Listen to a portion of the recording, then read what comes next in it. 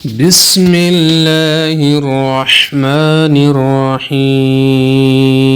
قرض کیسے دور ہوگا؟ قرض کو دور کرنے کے بہت سارے طریقے ہیں۔ سود کھا لیں، سودی کاروبار کر لیں، چوری کر لیں، اس طرح کے بہت سارے طریقے ہیں، لیکن یہ سارے طریقے جہنم کو لے کے جائیں گے۔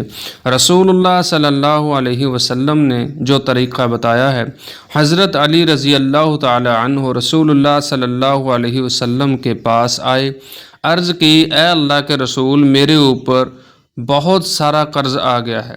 آپ صلی اللہ علیہ وآلہ وسلم نے فرمایا، اے علی، کیا میں تجھے ایسے کلمات نہ سکھا دوں کہ اگر تیرے اوپر صبیر پہاڑ جتنا بھی قرض ہوگا تو تیرا رب اس کو ادا کرنے کا بندوبست کر دے گا۔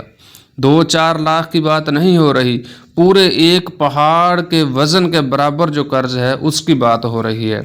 رسول اللہ صلی اللہ علیہ وسلم نے یہ کلمات حضرت علی کو سکھائے، کہا کہ یہ کلمات کثرت سے پڑھو، اللہ تعالیٰ تمہارے قرض کا بندوبست کر دے گا۔ اللہم اکفینی بحلالک عن حرامک واغننی بفضلک عمن سواک۔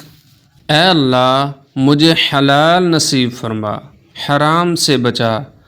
اللہ، مجھے اپنا فقیر بنا، اپنے فضل سے مجھے دوسروں کے سامنے فقیر نہ بنانا۔ تو یہ دعا، جس کے اوپر قرض ہو، وہ قرض کی وجہ سے پریشان ہے، تو اس دعا کو کثرت سے پڑھے، اللہ رب العزت اس کے قرض کا بندوبست کرے گا، اس کا قرض ادا ہو جائے گا۔